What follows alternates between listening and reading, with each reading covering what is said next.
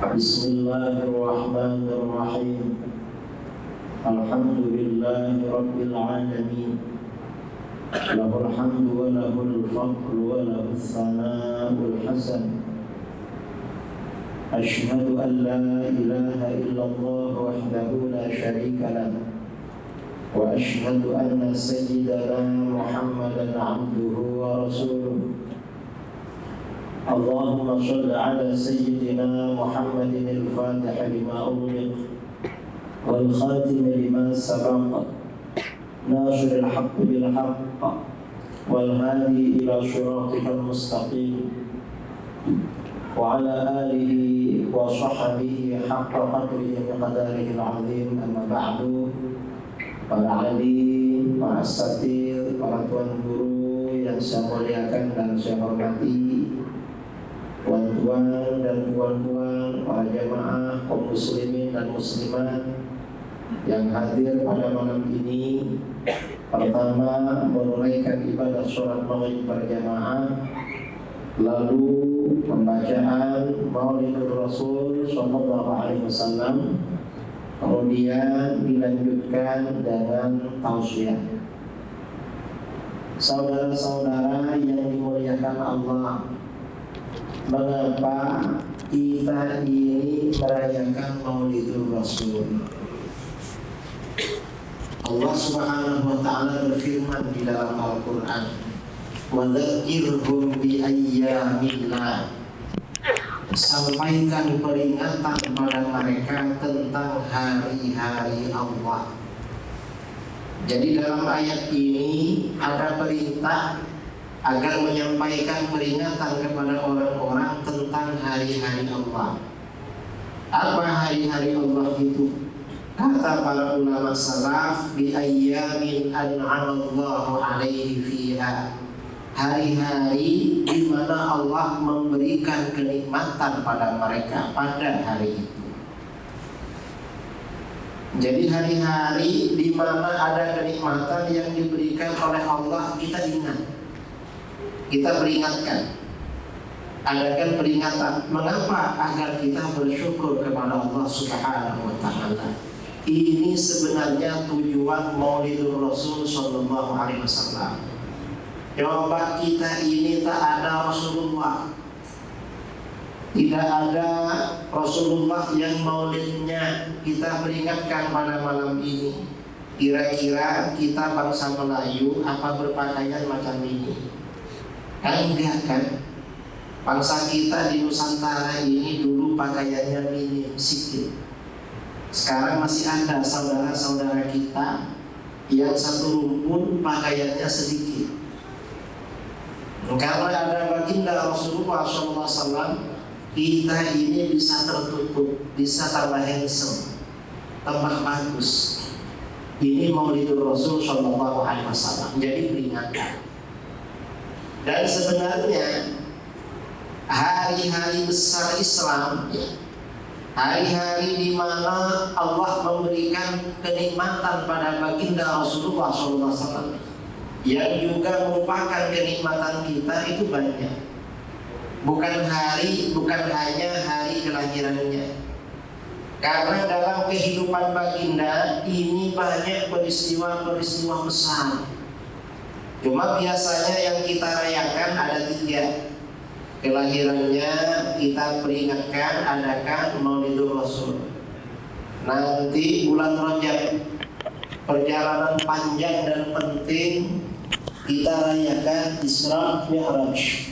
Di bulan Ramadan turunnya kitab suci Al-Quran, kita rayakan Nuzulul Quran. Sebenarnya hari-hari besar dalam Islam, hari-hari penting dalam kehidupan baginda Rasulullah SAW bukan hanya 3. Banyak saudara peristiwa-peristiwa besar dalam kehidupan baginda. Apa? Misalnya dalam kehidupan baginda ada yang namanya Fathu Makkah, penaklukan kota Makkah. Kita tak tahu itu bulan apa, tanggal berapa, karena tak pernah diadakan peringatan. Ada juga misalnya Sulhul Hudaybiyah, perdamaian Hudaybiyah. Ada juga misalnya Ghazwatul Khandaq, peperangan Khandaq. Atau ada juga misalnya Ghazwatul Badr, peperangan Badar. Dan peristiwa-peristiwa lainnya. Semuanya adalah peristiwa-peristiwa besar. Kalau kita baca Sirah Nabawiyah, itu betapa banyak keagungan, kenikmatan yang sangat agung yang diturunkan oleh Allah Subhanahu wa taala kepada baginda Rasulullah SAW. Ini salah satu contoh, misalnya perang Badar. Perang Badar ini dalam Al-Quran disebutkan dengan Yaumal Furqan, hari di mana Allah membedakan antara kebenaran dengan kebatilan. Allah membedakan antara keimanan dengan kekufuran. Artinya apa? Umat Islam pada waktu itu diberi kemenangan oleh Allah dalam perang Badar semata-mata karena Islam itu benar. Mengapa begitu? Dalam perang Badar, kalau kita tengok perbandingan tentara Rasulullah SAW dengan tentara orang kafir itu kalah. Persenjataan juga kalah. Bayangkan, orang kafir jumlahnya 1000. Waktu itu orang musyrik ya. Orang musyrik dari Mekah jumlahnya 1000 orang. Senjatanya lengkap. Sementara orang Islam jumlahnya 313. Senjatanya tidak lengkap. Menang. Sebelum perang, Rasulullah SAW berdoa sangat memaksa sekali. Mengapa? Karena tentara beliau yang naik kuda cuma 2 orang, yang lain banyak jalan kaki. Yang bawa pedang untuk perang, para sahabat itu hanya 8 orang. Itu pun yang tajam cuma 2, yang lain tak tajam. Ternyata macam mana? Ternyata oleh Allah diberikan anugerah yang sangat besar. Dalam perang Badar, umat Islam diberi kemenangan. Orang kafir yang mati dibunuh 70 orang, yang ditangkap menjadi tawanan 70 orang pula. Umat Islam yang gugur sebagai syahid 14 orang. Gimana cara perangnya? Senjata lebih lengkap mereka, pasukan lebih ramai mereka, diberi kemenangan. Ini perang Badar. Dan tak pernah kita rayakan. Ini luar biasa. Karenanya Allah Subhanahu wa taala berfirman di dalam Al-Qur'an, "Falam taqtuluhum walakinnallaha qatalahum."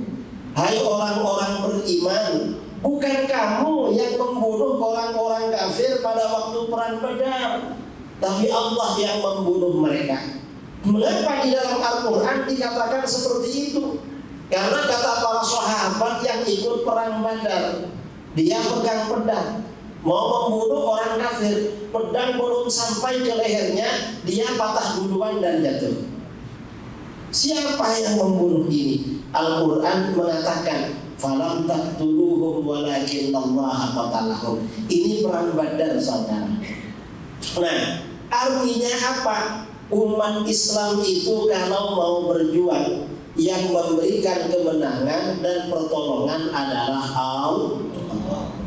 Bukan karena senjata, bukan karena banyak tentara, tapi umat Islam perlu siap.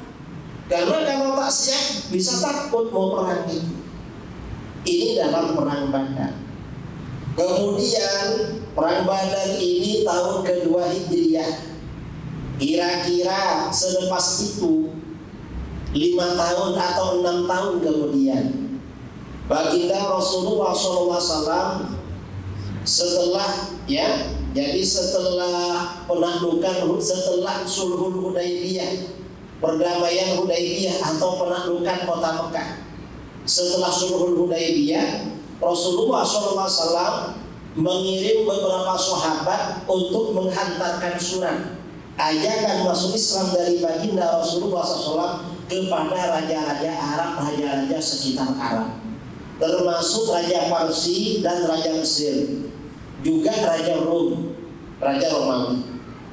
Ternyata sebagian utusan baginda Rasulullah yang diperintahkan menghantarkan surat dibunuh oleh orang-orang Nabi, oleh orang Rum. Akhirnya macam mana Rasulullah SAW untuk memberikan pelajaran kepada tentara Rum, mengirimkan tentara jumlahnya 3.000. Ini 3.000 udah banyak saudara, karena biasanya 1.000, 1.500, 400, ini 3.000. Dipimpin oleh panglima yang bernama Zaid bin Harithah. Cuma sebelum berangkat perang, Rasulullah SAW berwasiat, berpesan, nanti kalau panglima Zaid gugur dalam perang, maka yang menjadi panglima diganti oleh Abdullah bin Rawahah. Kalau Abdullah bin Rawahah nanti gugur, maka diganti oleh panglima Ja'far bin Abi Thalib, adik-beradik dengan Sayyidina Ali bin Abi Thalib. Akhirnya 3.000 tentara ini berangkat dari Madinah, sampai di daerah yang namanya Mu'tah. Mu'tah itu sekarang masuk negara Yordan. Sampai di daerah yang namanya Mu'tah, ternyata tentara Rum yang agamanya Nasrani, Nasoro, yang menunggu mereka jumlahnya 150.000 orang. Yang menunggu 150.000 orang. Perkiraan kata para ulama antara 150 sampai 200.000. Sementara tentara Islam waktu itu 3.000. Karena musuhnya jumlahnya 150.000 lebih, para sahabat mengadakan musyawarah. Apa kata mereka? Sebagian cakap, kita ini jadi apa enggak ada perang? Kenapa? Musuhnya ramai sangat, 100.000 lebih. Terus macam mana? Gimana kalau kita kirim utusan ke Madinah, minta Rasulullah agar kirim bantuan tentara lagi ke sini? Kenapa? Kawannya tanya, kenapa minta kirim bantuan tentara lagi? Kalau kita perang nanti kita mati. Kawannya jawab, loh kita akan pergi memang cari mati. Kenapa setelah mati ada di depan kita ragu-ragu? Akhirnya macam mana? Akhirnya perang. Ya dah, kalau begitu perang. Akhirnya perang. 3.000 melawan 150.000. Kalau 3.000 melawan 150.000, berarti tiap orang bertengkar dengan berapa orang saudara? Dengan 50 kan? Saudara sendirian jumpa musuh 50 orang, kira-kira berani apa enggak itu? Kan mikir-mikir, ini kalau imannya tidak kuat gak berani saudara. Tapi macam mana? Karena keimanan mereka kuat dilawan 150.000 lebih. Pada hari pertama panglima Zaid bin Harithah gugur. Akhirnya macam mana? Hari kedua diganti panglima kedua, Abdullah bin Rawahah. Ternyata hari kedua Abdullah bin Rawahah gugur pula. Pada perang hari ketiga diganti oleh panglima ketiga Ja'far bin Abi Thalib. Ternyata hari ketiga panglima Ja'far bin Abi Thalib gugur. Akhirnya umat Islam tak punya kepala, tak punya panglima. Malam-malam mereka mengadakan musyawarah. Gimana kita ini perang esok ini?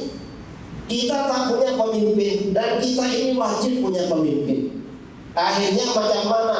Para sahabat waktu itu sepakat kepemimpinan diserahkan kepada Sayyidina Khalid bin Walid.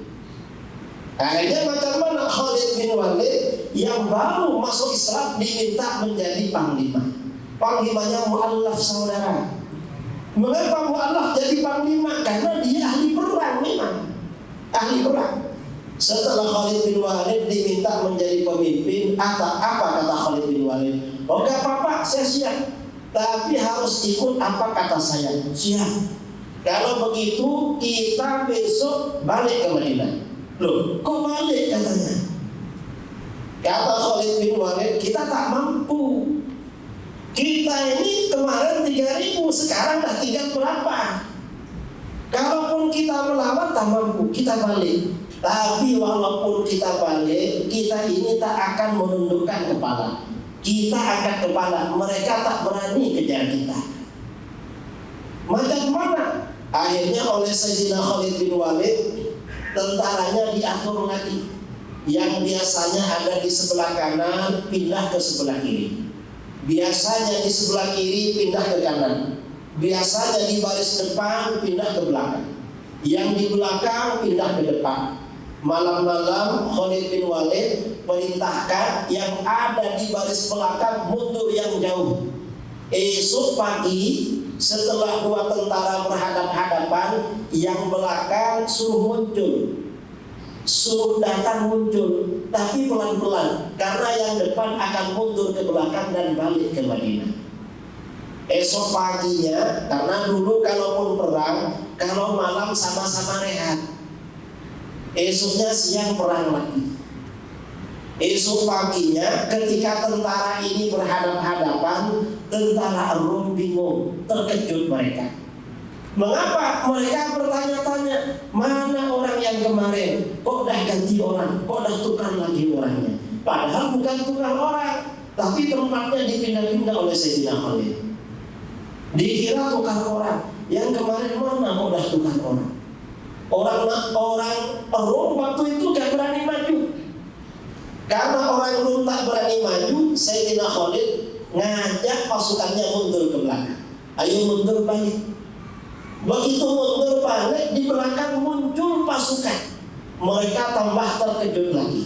Mengapa? Dikiranya datang bantuan lagi dari belakang. Loh, ada bantuan lagi dari belakang. Makanya ini gabung. Setelah gabung ke belakang dengan kawan-kawannya, mundur pelan-pelan lalu balik ke Madinah. Orang Rom tak berani kejar saudara. Dan ini dalam perang Mu'tah ini, berapa umat Islam yang gugur? Diperkirakan 50 orang yang gugur. Sementara orang-orang Rom tak bisa dihitung berapa jumlah mereka yang mati. Nah, ini artinya apa? Umat Islam itu saudara, kalau mau berjuang, yang memberikan pertolongan adalah Allah. Maka pertolongan dari Allah. Dulu sebelum bangsa Melayu, rumput Melayu, Malaysia, Indonesia, Brunei, sebelum dijajah oleh Portugis, oleh Spanyol, oleh Belanda, oleh Inggris, bangsa kita ini yang masuk Islam baru 20%. 20% saudara yang masuk Islam. Tapi karena para ulama walaupun dijajah ini, mereka berdakwah terus. Setelah bangsa Melayu ini merdeka, ada Indonesia, ada Malaysia, ada Brunei, bangsa Melayu ini yang Islam malah 90%. Padahal dulu dijajah. Sekarang ini kita merdeka, dah merdeka kan, malah ada orang Melayu yang masuk Kristen. Bukan mengislamkan yang di luar Islam. Mengapa? Ini berarti perjuangan kita memang kurang. Karena ini penting ya, perjuangan kita, perjuangan Islam, terutama Islam Ahlus Sunnah wal Jamaah, terus kita kembangkan. Nah, ini saudara-saudara tujuan kita peringatan Maulidur Rasul. Pertama, agar kita mengetahui betapa besarnya kenikmatan yang diberikan Allah kepada umat Islam. Yang kedua, agar umat Islam mengetahui keagungan baginda Rasulullah. Ini yang kedua. Yang ketiga apa? Agar kita semakin cinta kepada baginda Rasul. Mengapa kita semakin cinta? Kata orang Melayu, tak cinta maka tak sayang. Ya, tak kenal maka tak sayang. Orang itu kalau tak kenal, tak tahu, tak sayang. Orang itu semakin cinta kalau tahu pada baginda Sallallahu Alaihi Wasallam. Ini pentingnya Maulidur Rasul. Dan semakin besar cinta kita kepada baginda Rasulullah SAW, iman kita semakin besar. Makanya di dalam hadis sabda Rasulullah SAW, la yu'minu ahadukum hatta akuna ahabba ilaihi min walidihi wa waladihi wan nasi ajma'in. Tidaklah beriman salah seorang kamu sehingga aku lebih kamu cintai melebihi kedua orang tua kamu, melebihi anak-anak kamu, dan melebihi seluruh manusia. Jadi keimanan kita ini tidak sempurna. Untungnya hadis ini oleh para ulama ditakwil. Maksudnya tidak beriman macam mana? Tak sempurna keimanan kamu. Coba hadis ini diartikan secara literal. Entah kita ini beriman apa enggak, enggak tahu. Karena di sini tak sempurna iman kamu. Sabda Rasulullah SAW, sehingga aku kamu lebih cintai daripada kamu mencintai orang tua kamu. Siapapun saya kira cinta pada orang tua, dan cinta pada orang tua itu cinta fitrah manusia. Pasti cinta sama orang tuanya. Dan cinta pada orang tua ini gak boleh ditukar, gak bisa ditukar.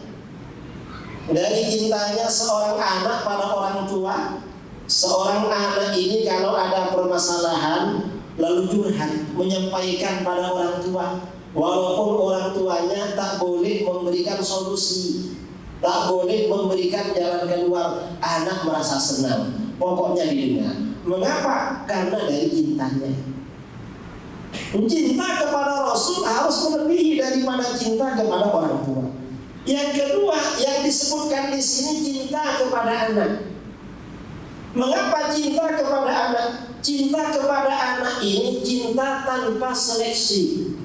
Apa seleksi? Cinta tanpa dipilih. Saudara mungkin ya, ketika orang rumahnya mengandung, pasti berharap nanti anaknya handsome, cerdas, putih, gagah, macam-macam. Harapannya begitu. Begitu lahir ternyata anaknya biasa-biasa. Kira-kira macam mana? Cinta apa gak cinta? Cinta, saudara. Dan lebih cinta pada anaknya sendiri daripada anaknya orang lain. Walaupun kadang anaknya orang lain lebih handsome. Anaknya bangun tidur dia cium, bangun tidur dicium anaknya dari cintanya. Ini cinta pada anak, cinta tanpa pilihan, tanpa seleksi. Ini cinta kepada Rasul harus melebihi daripada cinta pada anak. Orang itu kalau pergi keluar daerah, apalagi keluar negeri macam saya, lihat anaknya orang, ingat anak sendiri. Pasti begitu dari cintanya kepada anak. Kalau selain anak, di bawahnya anak memang. Macam cinta pada istri. Cinta pada istri itu pakai pilihan. Pilih dulu. Laki-laki sebelum menikah masih pilih-pilih mana yang akan dijatuhkan cinta ini. Setelah ada pilihan lalu cinta. Dan itu cinta pada istri tak macam cinta pada anak. Kalau cinta pada anak ini sampai mati. Kalau cinta sama istri sampai kapan? Hah? Ya biasanya tak lama lah, cuma selepas itu kasihan. Karena ingat pepatah ya, kalau orang udah lama kawin punya anak, kalau pergi jauh lihat anaknya orang, ingat anak sendiri. Tapi kalau lihat perempuan lain, kira-kira ingat sama istrinya? Kira-kira gak ingat. Mengapa? Karena cinta pada istri memang levelnya di bawah cinta pada anak itu. Ya walaupun dia cakap sama istrinya, tak ada yang lebih cantik dari kamu. Walaupun cakap begitu, tapi cuma cakap aja itu untuk menyenangkan. Ini memang. Nah, ternyata macam mana dari cintanya orang kepada anaknya selalu ingat. Dan kepada Rasulullah SAW harus lebih ingat, saudara. Kalau kita ini cinta kepada Rasulullah, tentunya selalu ingat. Jumpa dengan umatnya Rasulullah, ingat Rasulullah. Jumpa Ahlul Bait, ingat Rasulullah. Jumpa ulamanya Rasulullah, ulama-ulama yang mengajarkan agama, ini ulamanya Rasulullah, dihormat. Jumpa sesama umat Islam, ini umatnya Rasulullah, saya harus senang sama ini. Ini cinta. Cinta saudara, ini luar biasa. Dan cinta pada Rasulullah itu tak sama dengan cinta pada orang lain. Mengapa? Dengan cinta kepada baginda Rasulullah SAW, insya Allah esok di hari kiamat kita berkumpul dengan baginda. Amin Allahumma.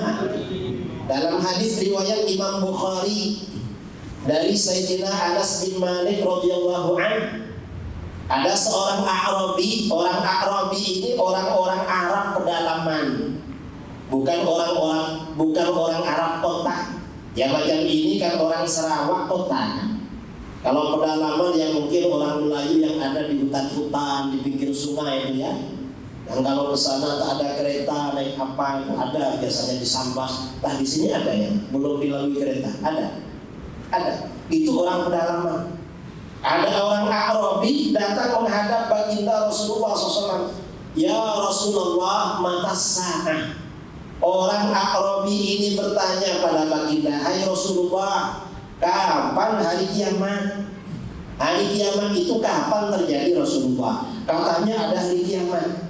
Rasulullah justru bertanya pada laki-laki itu, ma'adat talaha, apa persiapan kamu untuk hari kiamat? Hari kiamat ini hari luar biasa, hari dahsyat, perlu banyak persiapan. Persiapan kamu apa? Kata laki-laki itu, ma'adatu laha syai'an ya Rasulullah, min kathrati shalah wala siyam wala sadaqah. Aku tak punya persiapan apa-apa Rasulullah. Saya tak banyak sholat sunnah, tak banyak puasa sunnah, tak banyak sedekah. Ghairu anni uhibbullah wa rasulah, tapi aku mencintai Allah dan Rasulnya. Saya ini cuma cinta pada Allah dan Rasulnya. Kalau ibadah tak ada, saya terus terang aja tak rajin ibadah.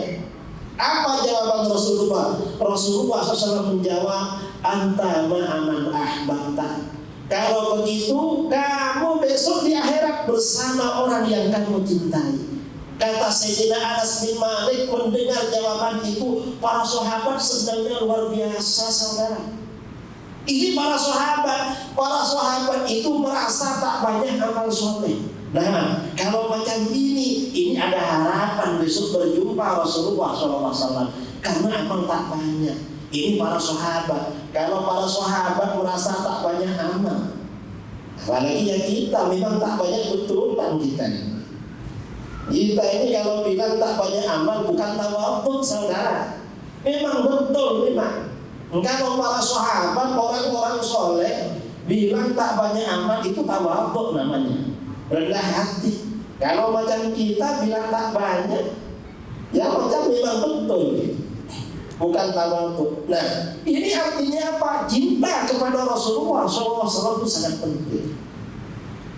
Nah, mengadakan perayaan Maulidur Rasul ini tujuannya kita menambah cinta. Dari mana kita menambah cinta? Di dalam bacaan Maulidur Rasul biasanya dibacakan tentang sosok pribadi baginda, dibacakan keagungan-keagungan baginda, kesempurnaan baginda, keutamaan baginda, dibacakan semua. Dan itu seluruhan memang. Dan penting para asatid, para tuan guru, para ulama mengajarkan keutamaan baginda Rasulullah SAW ini sangat penting. Mengapa? Di akhir zaman ini anak-anak kita senang pegang handphone atau mobile, senang tengok TV. Yang namanya TV, handphone itu yang diperlihatkan tiap hari tak tahulah. Kalau ada tokoh Malaysia yang populer di Indonesia itu dua, saya tak pernah jumpa. Siapa? Upin dan Ipin. Itu sering ditengok anak saya. Anak saya semalam tanya, ayah, kapan saya dibawa ke Malaysia mau tengok Upin Ipin? Oh, di sini kita tak jumpa. Nah, orang bertanya itu. Ini kalau tak ada maulid, masyarakat tak tahu siapa Rasulullah SAW. Dan mengetahui kepribadian Rasulullah itu penting. Mengapa penting? Sekarang ini saudara, zaman akhir. Di zaman akhir ini banyak perkara-perkara palsu, perkara yang tidak asli. Apa yang palsu? Ya kalau barang-barang palsu sudah maklum kan, sudah biasa. Macam handphone palsu, atau mesin palsu, atau apa. Orang-orang palsu sekarang itu ramai. Coba saya tanya, kalau di Indonesia ramai, entah di Malaysia, ustadz palsu di Malaysia ada apa enggak? Ada. Ustazah palsu ada apa enggak? Bukan ustadz tapi diustadkan. Ya bukan cuma ada yang biasa. Dan di bangsa Melayu ini bukan cuma ustadz, bukan kiai palsu, habib palsu, hatta nabi palsu tempatnya di bangsa Melayu. Dan ini nabi-nabi palsu ini selalu ada yang percaya. Tahun 2015 di Nusantara ini ada nabi palsu 3. Satunya di Kalimantan, satunya di Jawa, satunya Nusa Tenggara Barat. Nabi palsu, gak ada masa faktor. Dan yang ikut ada itu ramai. Yang di Kalimantan, yang di mana di Kalimantan? Kalimantan Barat, di Ketapang, yang ikut lebih daripada 1.000 orang. Sampai Kalimantan Timur yang ikut. Kalau yang di Jawa sedikit. Ini mengapa orang boleh bisa ikut sama yang ngaku-ngaku ini? Orang tak tahu keutamaan para nabi. Dikiranya menjadi nabi itu gampang. Jadi nabi itu tak gampang, saudara. Mengapa tak gampang? Para nabi ini semuanya pilihan. Para nabi semuanya adalah manusia pilih. Dan itu pilihan Allah. Pilihan Allah. Kalau orang yang pilih, saudara boleh keliru. Saudara pilih anggota parlemen, boleh keliru. Pilih perdana menteri. Kalau di Indo pilih presiden, pilih wali kota, pilih ini, boleh keliru. Kadang pilih menantu keliru lagi. Ini ambil mantu ini kok macam ini. Kadang pilih suami keliru lagi. Apa-apa boleh keliru. Mengapa? Karena pilihan manusia. Kalau para nabi ini pilihan Allah, karena para nabi ini pilihan Allah, tak ada yang keliru. Allah ini kalau milih pasti milih yang paling top, paling sempurna. Karenanya kata para ulama di dalam kitab-kitab tauhid, di antara sifat wajib para nabi ayyakuna akmalan nas. Para nabi ini semuanya manusia paling sempurna. Sempurna apanya? Khulqan wa khuluqan. Baik secara fisikal maupun secara akhlak budi pekerti. Kita ini kalau punya pemimpin, punya guru, akhlaknya baik sekali. Akhlaknya sangat baik dibandingkan akhlak para nabi bukan apa-apa. Para nabi ini luar biasa akhlaknya. Dan bukan hanya akhlak, para nabi ini baik, sempurna, bukan hanya akhlak, tapi secara fisikal memang paling sempurna. Apa contohnya kesempurnaan fisikal para nabi? Misalnya kekuatan. Para nabi ini semuanya badannya, fisikalnya kuat-kuat. Mengapa kuat-kuat? Karena orang kuat sempurna daripada orang yang tak kuat. Saya kira siapapun saudara kalau punya anak perempuan yang melamar 2 orang ustadz, sama-sama handsome, cuma satunya kuat, satunya tak kuat, kira-kira pilih yang mana? Pilih yang kuat, karena kuat sempurna. Para nabi ini secara fisikal manusia paling kuat. Macam mana kekuatannya? Kata para ulama, kekuatan fisikal para nabi 40 kali orang biasa. Baginda Rasulullah SAW istrinya ada 9. Kalau lagi mereka sedang suci semua, tak datang bulan, 1 malam didatangi semua. Walaupun 9 istri didatangi, baginda masih sholat tahajud, menjadi imam sholat subuh, lalu mengajar. Kalau ada sahabat meninggal pergi takziah, menghantarkan ke kuburan. Kalau ada tamu menjumpai tamu, istrinya 9. Coba kita orang Melayu, entah bayar 9 lah, 2 lah kira-kira kuat gak kuat. Tapi walaupun gak kuat, laki-laki kalau cakap ingin kawin lagi katanya, padahal gak kuat. Secara fisikal kalah, bukan hanya secara fisikal. Para nabi ini juga di dalam kitab-kitab diterangkan ayyakuna ajmalan nas, harus orang yang paling handsome. Seorang nabi tak boleh kalah handsome dengan orang biasa. Apalagi agak jelek, apalagi jelek sangat, harus paling handsome saudara. Makanya di dalam hadis ya, sabda Rasulullah SAW dari Anas bin Malik, ma ba'atsallahu nabiyyan illa hasanal wajhi hasanas saud. Allah tak mengutus seorang nabi kecuali seseorang yang handsome wajahnya dan sedap atau merdu suaranya. Para nabi ini wajahnya handsome, kemudian suaranya sedap-sedap, merdu-merdu. Lalu sabda Rasulullah SAW, wa kana nabiyyukum ahsanahum wajhan wa ahsanahum sautan. Dan nabi yang diutus pada kamu adalah nabi yang paling handsome wajahnya dan paling sedap suaranya. Ini para nabi. Artinya apa? Para nabi ini memang manusia-manusia sempurna. Coba bangsa kita, rukun Melayu tahu, kalau nabi ini wajahnya wajib handsome, orang yang ngaku jadi nabi tak ada yang percaya. Coba tengok di Google, orang-orang yang ngaku jadi nabi tak ada yang handsome, mukanya pas-pasan. Apa pas-pasan ini? Dipakai juga di sini. Pas-pasan itu ya harus, kalau punya uang ya cuma cukup beli air, beli apa macamnya. Tak boleh beli yang mahal-mahal, itu pas-pasan namanya. Pas. Apa namanya kalau bahasa sini? Hanya cukup untuk makan. Artinya ya cukuplah, cukup dipanggil orang. Tak ada yang handsome. Yang percaya itu ada saudara.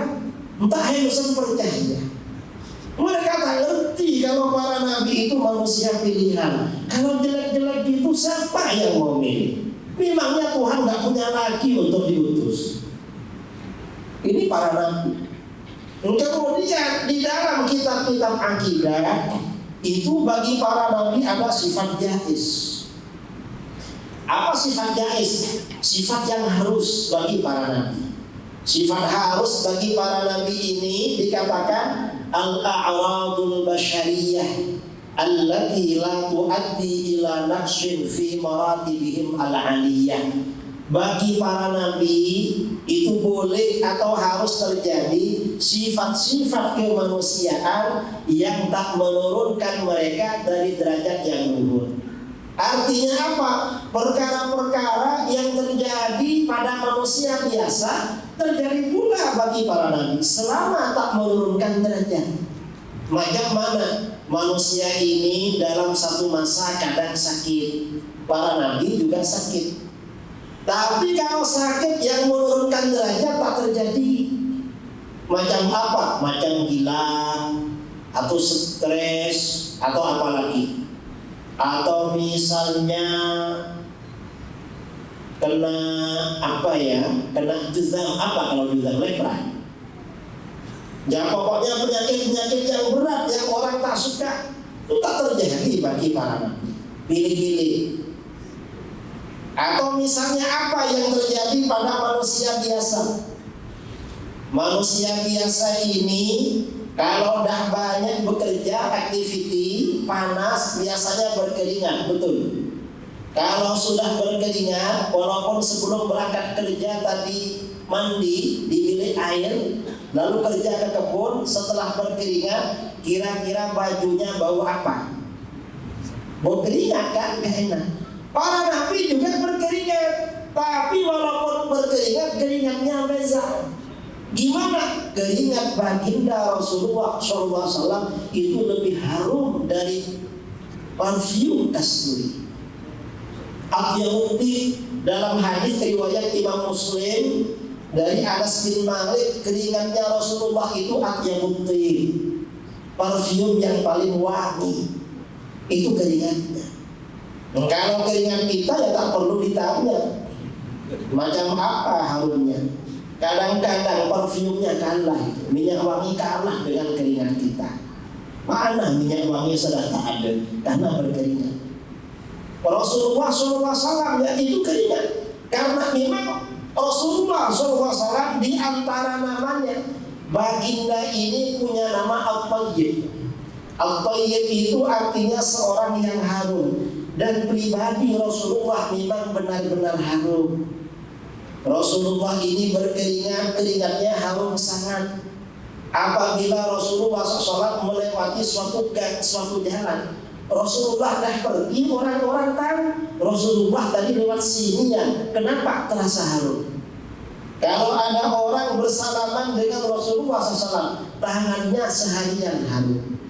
Karenanya Rasulullah SAW memang harum secara pribadi.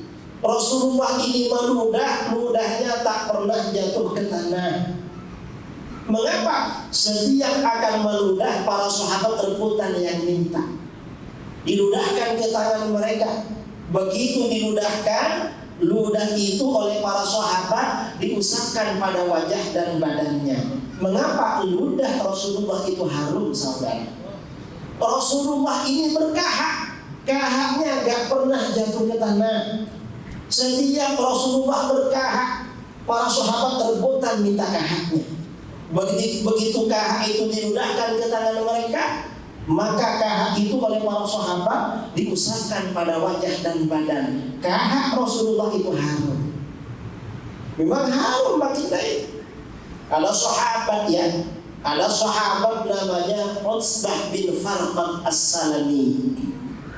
Utsbah bin Farqad As-Salami ini istrinya ada 4. Orang rumahnya ada 4.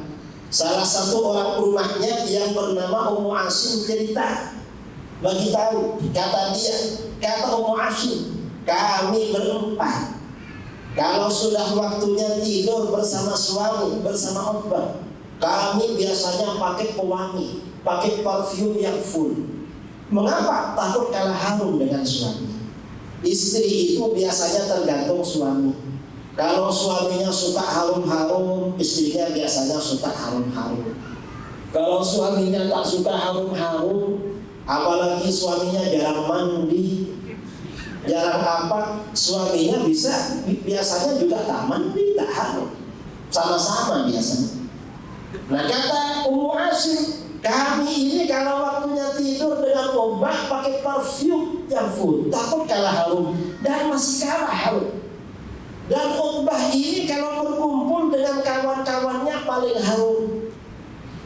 Ditanya oleh orang, kenapa kamu ini harum? Apa kata Utsbah?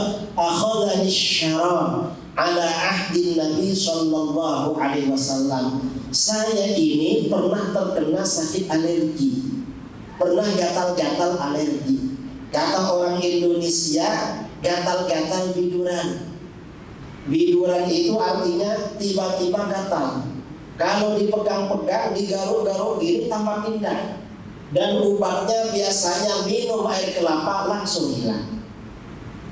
Karena gak kuat gatal, fasyakautu dzalika ila Nabi sallallahu alaihi wasallam. Aku mengadu kepada baginda Nabi sallallahu alaihi wasallam, Rasulullah, saya ini gatal, tak tahan gatal seluruh badan. Fa'amarani an atajarrad. Rasulullah perintahkan aku lepas baju.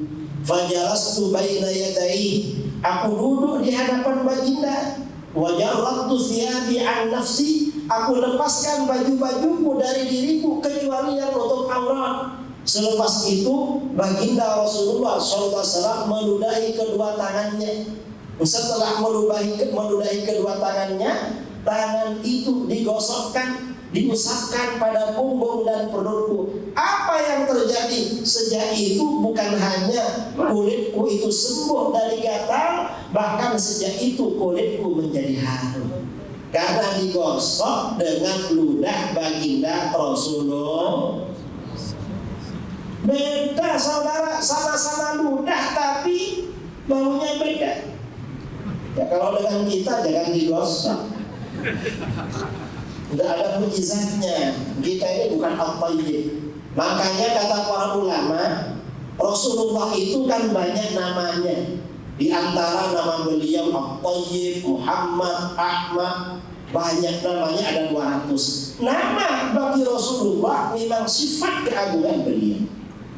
Rasulullah ini diberi nama At-Tayyib karena memang orangnya harum. Kalau tetangga kita namanya Tayyib tak harum, cuma namanya aja harum. Kalau Rasulullah, nama apapun yang ada pada Rasulullah itu memang kepribadian baginda. Nama Rasulullah yang paling melekat adalah Muhammad. Muhammad itu artinya apa? Banyak dipuji. Dan Rasulullah memang orang paling banyak dipuji. Orang paling banyak dipuji itu biasanya macam mana? Selalu disebut orang. Coba kita pikir-pikir, dalam waktu 24 jam siapa orang yang paling banyak disebut namanya sama orang? Baginda Rasulullah Muhammad. Paling banyak. Orang azan sebut nama baginda, orang sholat sebut nama baginda, orang berdoa sebut nama baginda. Apalagi orang baca maulid. Karenanya walaupun orang-orang Wahabi membid'ahkan maulid, tak akan ditinggalkan maulid. Mengapa? Maulid ini untuk memuji Rasulullah, dan Rasulullah ini dari namanya banyak dipuji. Memuji Rasulullah memang masyhur, dianjurkan sesuai dengan nama baginda. Orang-orang Wahabi tak mau memuji-muji Rasulullah, memuji-muji orang soleh, tak mau maulid. Akhirnya macam mana? Mereka dipuji oleh Allah, diberi musibah oleh Allah, memuji-muji Abu Jahal dan Abu Lahab. Na'udzubillah min dzalik. Karenanya kita, apapun yang terjadi, kita tetap merayakan Maulidur Rasul Sallallahu Alaihi Wasallam. Mengapa kita merayakan Maulidur Rasul? Agar umat Islam semakin mengenal pada keagungan baginda Rasulullah SAW. Kalau umat Islam ini tahu, saudara, keagungan baginda Rasulullah SAW, insya Allah kalau ada orang ngaku jadi nabi takkan percaya. Mengapa? Rasulullah itu handsome kok macam ini ngaku jadi nabi. Dan Rasulullah itu ada mukjizatnya. Ini tak perlu mukjizat, mukanya aja sudah tak ada mukjizat. Para nabi ini wajahnya mukjizat, saudara, karena paling handsome. Ya, kalau yang ngaku-ngaku jadi nabi tak perlu diminta mukjizat, memang tak ada yang potongannya. Nah, ini saya kira yang perlu saya sampaikan dalam tausiah hikmah Maulidur Rasul Sallallahu Alaihi Wasallam. Mudah-mudahan kita mendapat faedah Maulidur Rasul. Kata para ulama, Al-Imam Syamsuddin Abul Khair Al-Hafidh Muhammad bin Muhammad Ibnul Jazari mengatakan, orang yang merayakan maulid faedahnya ada 2. Apa? Yang pertama, al-amanu fi dzalikal 'am. Oleh Allah diberi keamanan selama 1 tahun. Dengan maulid ini semoga Allah menjaga kita, menjaga keluarga kita, menjaga orang-orang yang kita sayangi, menjaga saudara-saudara kita, bangsa kita, umat Islam dimanapun. Amin Allahumma. Yang kedua, orang yang merayakan Maulidur Rasul, hikmah faedah yang kedua adalah walailul hajati wal maram. Allah akan mengabulkan hajat-hajat dan impiannya. Mudah-mudahan hajat-hajat kita dikabulkan oleh Allah. Impian dan keinginan kita semuanya dikabulkan oleh Allah di dunia dan di akhirat. Terutama husnul khatimah, kemudian esok mendapatkan syafaat, berkumpul bersama baginda Rasulullah SAW.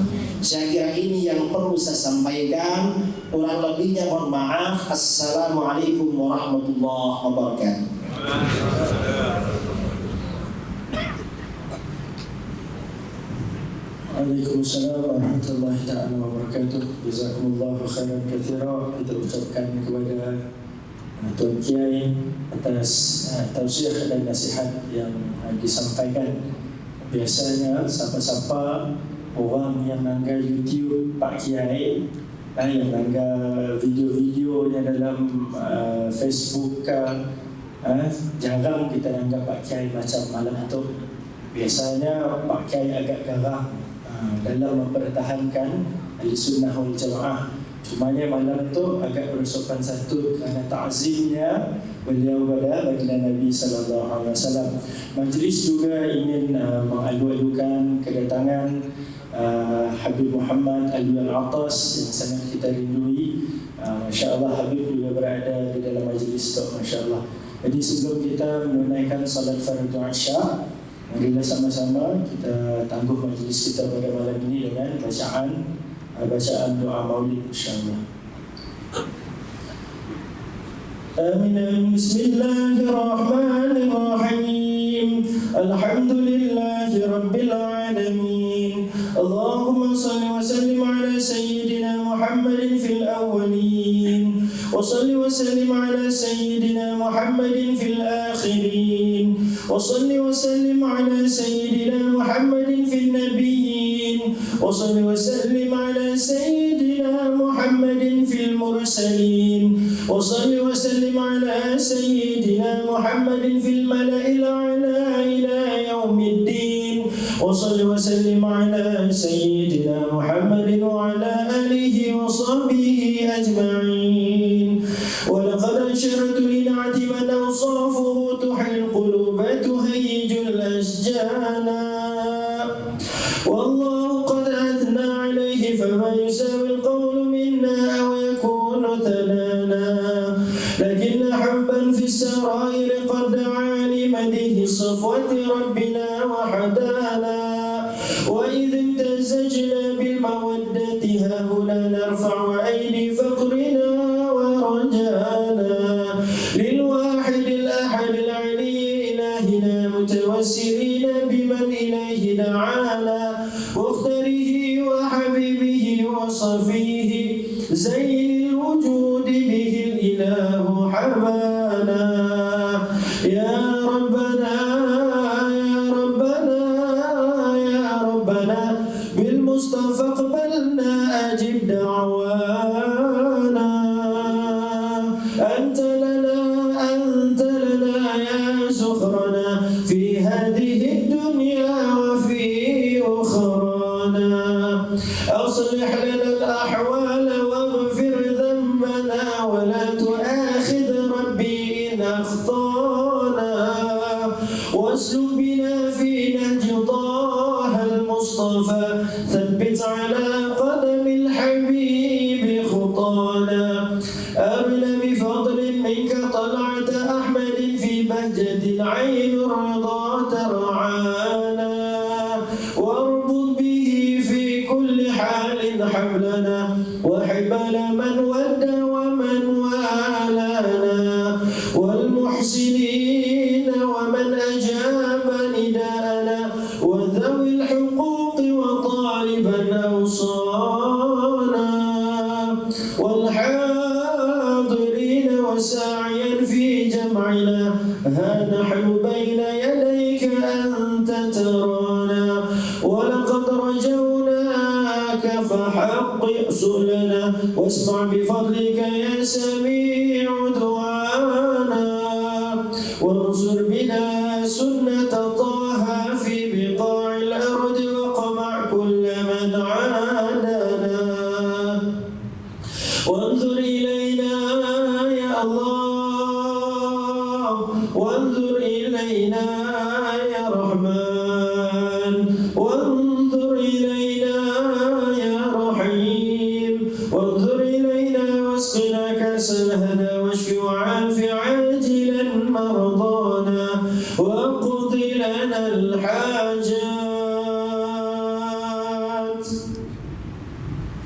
واقض لنا الحاجات واحسن ختمنا عند الممات وأصلح عقبانا يا ربي واجمعنا وأحبابا لنا في دارك الفردوس يا رجوانا يا ربي واجمعنا وأحبابا لنا في دارك الفردوس يا رجوانا يا ربي واجمعنا وأحبابا لنا في دارك الفردوس يا رجوانا بالمصطفى صل عليه وآله وحركت ريح الصبا أغصانا سبحان ربك رب العزة عما يصفون وسلام على المرسلين والحمد لله رب العالمين إن الله ملائكته يصلون على النبي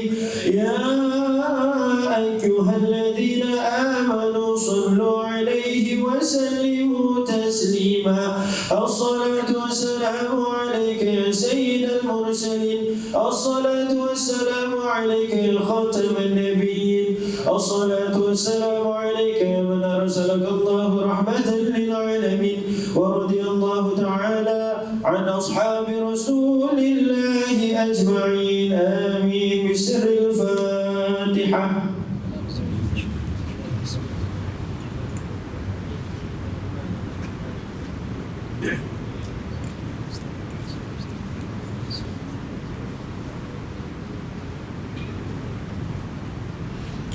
بسم الله الرحمن الرحيم الحمد لله رب العالمين والصلاة والسلام على سيد المرسلين وعلى آله وصحبه أجمعين اللهم ربنا تقبل منا دعاءنا إنك أنت السميع العليم وتب علينا يا مولانا إنك أنت التواب الرحيم اللهم بحق الفاتحة وبسر الفاتحة وبنور الفاتحة أن ترزقنا صحة وعافية في الدين والدنيا والآخرة اللهم يا فارج الهم ويا كاشف الغم يا من لعبده يغفر ويرحم اللهم يا دافع البلاء يا الله ويا دافع البلاء يا رحمن ويا دافع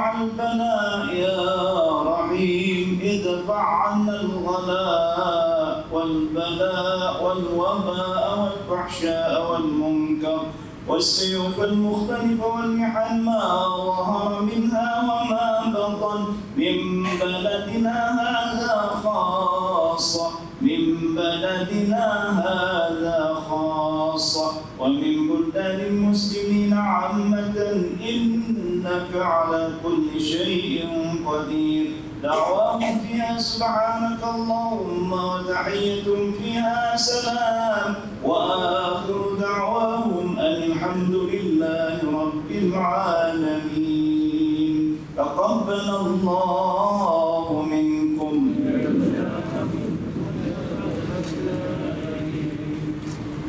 Jadi majlis merakamkan setinggi-tinggi penghargaan dan terima kasih kita kepada yang diraihkan iaitu Kiai Idrus Ramli dan juga kepada tetamu-tetamu kita dan terima kasih juga kepada muslimin dan muslimat kerana sudi bersama dengan kita pada malam ini. Juga penghargaan kita saya bagi pihak Masjid At-Taqwa ingin merakamkan terima kasih kepada pihak Masjid Negeri pihak Masjid Negeri atas kebaikan pihak mereka memberi peluang kepada kita membawa kiai ke masjid kita. Jadi di sini ingin saya sebutkan lagi jadual kiai insya-Allah pada subuh esok hari kiai akan berada di Masjid Darul Ibadah Batu Kawah dan pada besok hari daripada jam 9 pagi sampailah ke petang kiai akan berada di Madrasah Al-Khairat Madrasah Habib Muhammad Alwi Al-Atas dan insya-Allah pada malamnya pula malam esok kuliah maghrib kiai akan mengambil tempat di Masjid Al-Ghazali Jalan Depok. Jadi moga-moga Allah Ta'ala memilih kita untuk terus berada dalam majlis yang membesarkan Allah dan memuji-muji akan baginda Nabi SAW. Kita tangguh majlis kita dengan kafaratul majlis dan suratul Asr. Subhanallah bihamdihi, subhanallah bihamdihi, asyhadu an la ilaha illa anta, astaghfiruka wa atubu ilaik. Bismillahirrahmanirrahim. Wal 'asr innal insana lafi khusr illa alladziina aamanu wa 'amilus solihati wa tawassaw bil haqq wa tawassaw bis sabr. Assalamualaikum warahmatullahi taala wabarakatuh.